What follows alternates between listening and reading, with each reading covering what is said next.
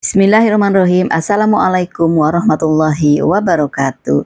Jumpa lagi di channel Titin Setiasi. Malam ini adalah malam yang kelima tarawih di Masjid Al-Muhajirin, dan mari kita saksikan tausiah yang insya Allah akan disampaikan oleh Ustadz Suratno. Semoga bermanfaat ya guys.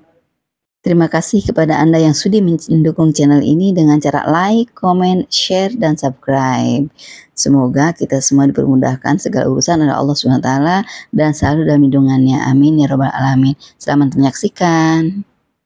Bismillahirrahmanirrahim.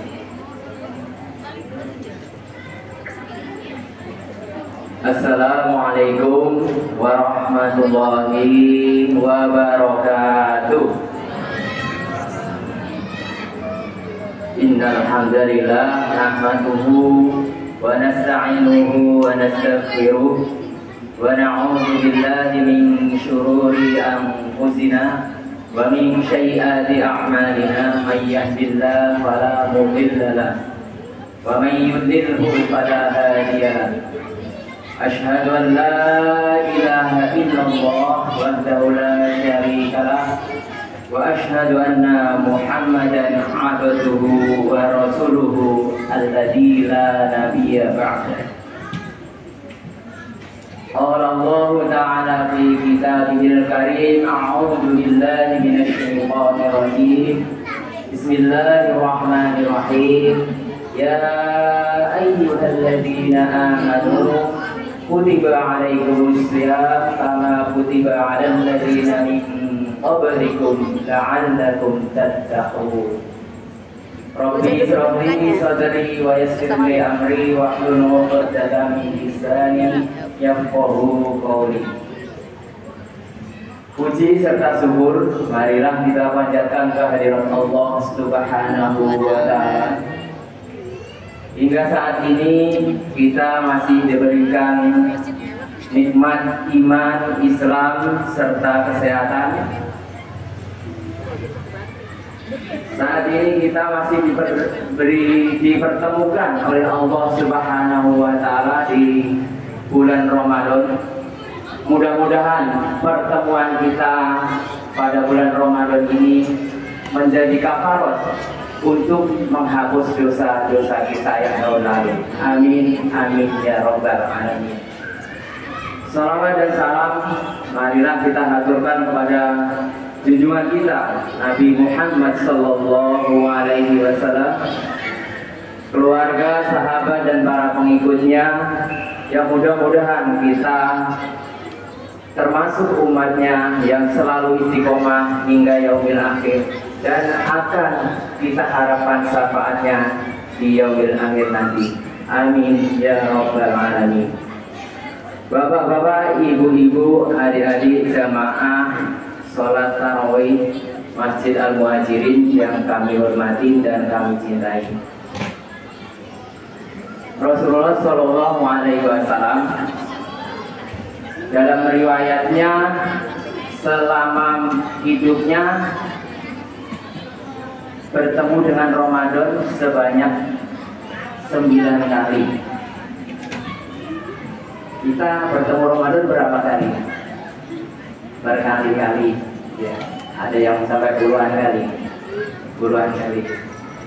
Rasulullah SAW dalam 9 pertemuan, 8 diantaranya bertemu dengan 29 hari, dan yang 1 kali bertemu dengan 30 hari. Kita Ramadan bulan ini berapa hari, Pak? Bulan ini Ramadan berapa hari? 29 ya? Ada yang jawab 9 hari. Oh iya benar ya. Benar 9 hari. Ramadan bulan ini 9 hari. Ramadan di bulan Maret ya. Kita lanjutkan di April berarti selanjutnya. Bapak-bapak, ibu-ibu, jamaah Masjid Al-Muhajirin yang dirahmati Allah, ayat yang saya sampaikan tadi adalah ayat yang populer saat ini, dan mungkin dengan mendengarkan ayat tersebut kita udah langsung connect apa itu Ayat apakah itu?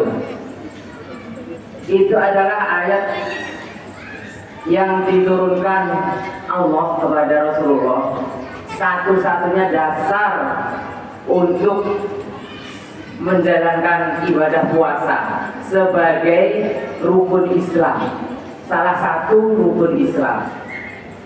Benar nggak Bapak-Bapak Ibu? Jadi dasar untuk kita menjalankan puasa adalah perintah tersebut. Di dalam berbagai ayat di dalam Al-Quran banyak yang disampaikan oleh Allah tentang ayat-ayat yang dimulai dengan ya ayyuhalladzina amanu. Berarti ini memang dikhususkan, kalau undangan ini undangan khusus gitu. Bagaimana kita mendapatkan undangan khusus yang diberikan oleh yang maha kuasa, yang maha agung, yang paling kita hormati. Mungkin kalau kita mendapat undangan dari yang paling kita hormati di sini siapa Pak? Contohnya mungkin dari Pak Gubernur ibaratnya gitu ya. Kita apa yang akan kita laksanakan kalau kita mendapat undangan dari orang yang paling kita hormati ibaratnya? Tentunya kita mempersiapkan diri, baik itu secara mental ataupun perlengkapan lain, bahkan mungkin yang tidak kita siapkan pun kita sesuaikan dengan siapa yang undang, siapa yang memfasilitasi. Mungkin saya nanti diundang di sana, pasti fasilitasnya lebih. Nah, di Ramadan pun juga seperti itu. Allah menurunkan Ramadan adalah mempunyai fasilitas yang lebih di antara bulan-bulan yang lain. Keutamaannya lebih di antara bulan yang lain. Keutamaan bulan Ramadan disampaikan dalam ayat tersebut mengandung pengertian bahwa ya ayyuhalladzina amanu berarti suatu perintah yang dari Allah kepada hambanya. Bagaimana seorang hamba bisa mentaati perintah tersebut? Kalau suatu perintah itu harus dikerjakan dengan kesanggupan, bukan dengan kemampuan, semampunya, tapi bukan semaunya. Betul Bapak? Ya Bapak Ibu. Jadi kalau ada suatu perintah harus kita laksanakan dengan sekemampuan kita. Contohnya kita diperintahkan untuk puasa. Tentunya yang diperintahkan ini dalam kondisi yang memang mampu melaksanakan. Di dalam ayat selanjutnya pun juga dijelaskan bahwa bagi orang yang sakit ataupun musafir diberi kelonggaran untuk mengkodok ataupun berpuasa di bulan yang lain. Begitu juga untuk sholat. Perintah sholat, bagaimana dengan perintah sholat? Kalau diperintahkan sholat harus dikerjakan bagaimanapun kondisinya, namun dengan sekemampuan kita. Betul nggak? Kalau kita mampu dengan berdiri, kita berdiri. Kalau kita mampunya dengan duduk.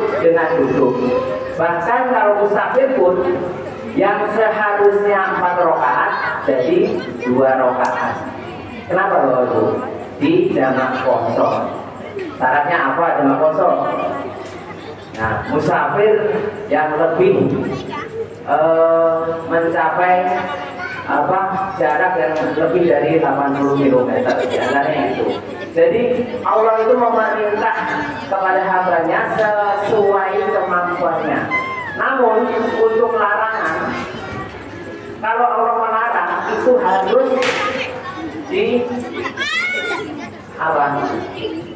harus dikerjakan. Jadi nggak maksudnya harus dihindari. Tapi kalau diperintah dilaksanakan sekemampuannya, bukan sekemauannya. Lagi mau sholat, lagi rajin sholat, lagi mau puasa, nggak seperti itu. Tapi kalau perintah harus dilaksanakan sekemampuannya, sesuai dengan kemampuannya. Allah tidak akan membebani hambanya. Bapak-bapak, ibu-ibu jamaah Masjid Al-Muhajirin yang kami hormati, dalam Al-Quran ayat-ayat tersebut yang dimulai dengan ya ayyuhalladzina amanu, perintah-perintah tersebut baik itu perintah untuk diri pribadi, ada contoh yang perintah untuk menjaga keluarga dari siksa neraka, itu kan populer juga. Ya ayyuhalladzina amanu qu anfusakum wa ahlikum nar, itu salah satunya perintah juga itu. Bagaimana kita melaksanakannya? Kita laksanakan sekemampuan kita. Bagaimana kita menjaga keluarga kita dari neraka. Ada juga perintah yang dilarang-larangan. Contohnya ya ayyuhalladzina amanu taqullaha haqqa tuqatih wa la tamutunna illa wa antum muslimun. Hai orang-orang yang beriman, bertakwalah kepada Allah. Janganlah sampai kalian meninggal kecuali dalam keadaan muslim. Itu larangan itu. Janganlah kalian meninggal kecuali dalam keadaan muslim. Bagaimana kita mensikapi tersebut? Bapak-bapak, ibu-ibu, jamaah sholat tarawih yang dirahmati Allah Subhanahu wa Ta'ala. Keutamaan Ramadan selain berbagai macam yang disampaikan oleh para ustaz, mungkin kemarin sudah disampaikan. Bagaimana kita mensikapi perintah-perintah tersebut ya? Yang perintah Allah tadi. Ada 3 sikap kita sebagai hamba. Kalau bahasanya Ustaz Iwan kemarin, pertama qalbun salim, yang kedua qalbun marid, yang ketiga qalbun mayyit. Ya, itu hati kita. Nah, sikap kita seperti apa? Sikap kita itu diperintah oleh Allah itu seperti apa? Kalau para sahabat disampaikan oleh Rasulullah, ada ayat Al-Quran turun ke Rasulullah, disampaikan ke sahabat. Sahabat gimana sikapnya? Sami'na wa ata'na. Saya mendengar dan saya mentaati. Tapi kalau seperti kita mungkin sikapnya bagaimana? Ada sikap 3 juga sikap kita. Yang pertama kita harus sami'na wa ata'na, sesuai kemampuan kita yang tadi. Yang kedua, jangan sampai kita mempunyai yang kemarin disampaikan Ustaz Iwan, sifat munafik. Ya. Jadi jangan sampai Allah itu manggil kita sebenarnya. Ya ayyuhalladzina amanu, orang yang merasa beriman itu dipanggil. Yang merasa beriman. Nah, kadang menjadi dalil bagi kita yang disampaikan Rasulullah bahwa iman itu akan naik dan turun. Jadi kalau lagi turun, Quran saya lagi turun, jadi nggak memenuhi panggilannya. Kadang kan sifatnya seperti itu. Jadi bapak-bapak, ibu-ibu, sikap kita kepada panggilan Allah, kita mengikuti sahabat sekemampuan kita, sami'na wa ata'na, sekemampuan kita dan semaksimal kemampuan kita, jangan sekemauan kita masing-masing. Yang kedua, menghindari sifat munafik. Jadi dipanggil tapi pura-pura nggak denger, apa pura-pura padahal tujuannya tuh jelas ke kita gitu. Mungkin contohnya saya dipanggil Pak Ratno ini, padahal yang manggil kita, yang namanya Ratno itu dipanggil itu, tapi karena punya masalah, ibaratnya orang itu ibaratnya kalau di hadapan Allah munafik. Jadi menghindar, dipanggil padahal jelas tujuannya ke satu orang itu, tapi menghindar gitu. sifat sangat jelek. Yang sifat yang berikutnya adalah bagaimana sikapnya adalah mungkin ini yang harus kita hindari, yang mungkin mempunyai qalbun mayyit yang disebutkan Ustaz itu adalah sikap cuek ataupun anggap memang itu ayat nggak nyampe ke hamba atau seperti apa, jadi tidak menyambut panggilan oleh Allah Subhanahu wa taala. Kalau digolongkan itu mungkin kalau disampaikan terbilang itu sifatnya orang kafir, jelas bukan, karena memang ini yang dipanggil adalah orang yang beriman. Mungkin kondisinya tadi sangat lemah. Yang disampaikan oleh Ustaz Iwan itu adalah qalbun mayyit, tapi mati ini kondisi imannya. Jadi nggak ada pergerakan gitu, nggak ada sambutan gitu. Mungkin itu sedikit yang saya sampaikan. Mudah-mudahan bisa kita ambil hikmahnya dari yang saya sampaikan ini, seruan-seruan Allah. Mudah-mudahan kita bisa menyambutnya dengan penuh keridoan, keikhlasan, sehingga Allah itu menjadikan kita suatu hambanya yang taat dan mendapatkan rahmat dari Allah dan diberikan kafarat untuk menebus dosa-dosa kita yang selanjutnya, dan kita dipertemukan di bulan Ramadan yang akan menghapus dosa-dosa kita di tahun berikutnya. Mungkin itu ya saya sampaikan, mohon maaf bila banyak kurang dan salahnya. Yang benar hanya datang dari Allah Subhanahu wa taala, yang salah dari diri pribadi yang dhaif. Banyak salah dan kata mohon dimaafkan. Saya akhiri bila taufik wal hidayah. Assalamualaikum warahmatullahi wabarakatuh. Waalaikumsalam warahmatullahi wabarakatuh.